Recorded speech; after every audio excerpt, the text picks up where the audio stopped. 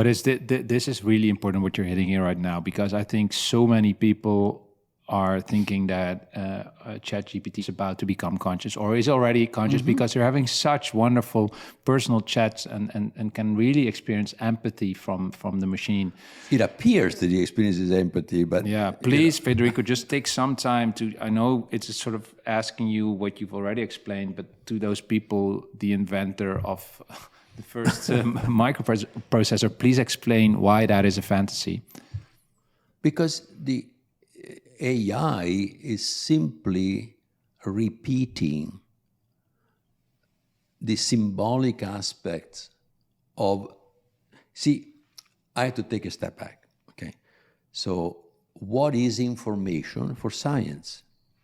For science, information is simply the co-logarithm of the probability that a certain symbol manifests in a series of symbols, okay? So the more probable a symbol, the lower is the content of information of that symbol. Nothing to do with meaning. For us, when I say I got information, I mean I got meaning from the symbol. So the essence of information for me is the meaning of symbols. Completely different than what science is talking about. So we use the term information scientifically with something that has little to do with what information is for us. Major problem here. Even worse when we call artificial intelligence, we call intelligence what is not intelligence. Because intelligence is about the meaning of information. It's not about the symbol, whether it appears or not, or how probable it is to appear or not. You see, we have a major problem here. And this lends itself to be abused by the powers to be, and to, basically to control human beings, control society. That's not good. So, a computer is not conscious. A conscious experience is private. The program and the data of a computer is not private, can be copied as many times as you want. Already you see the difference between what I'm saying as a theory of consciousness and what science is saying. And you know that you can copy programs of computers and data of computers.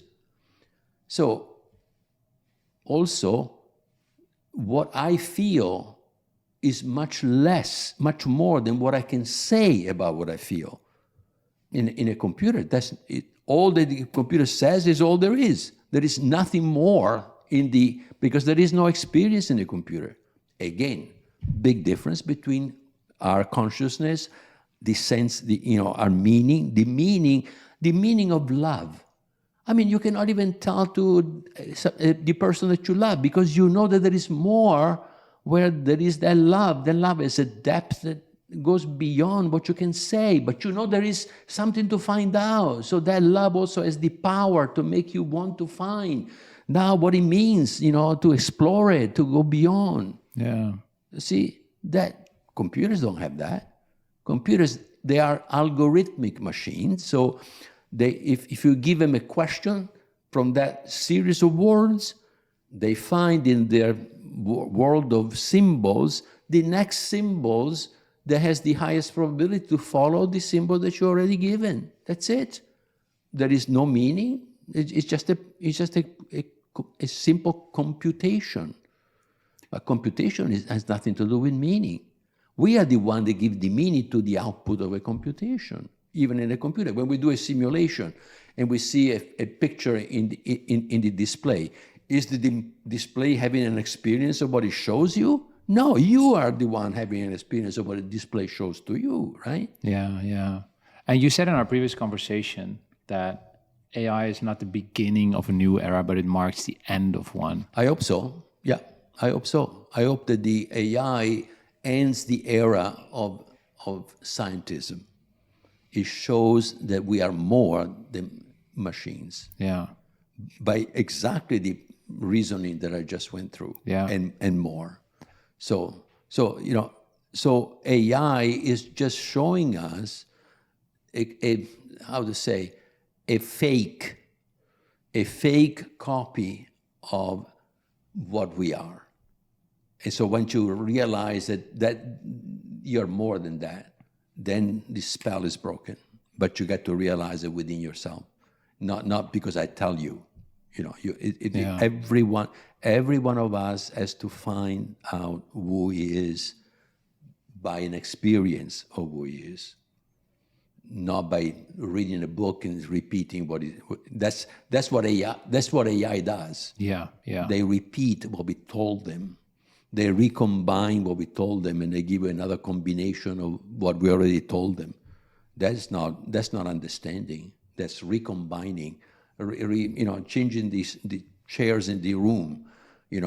But we put the chairs, we put the room, we put the table. Yeah. And AI simply rearranges it.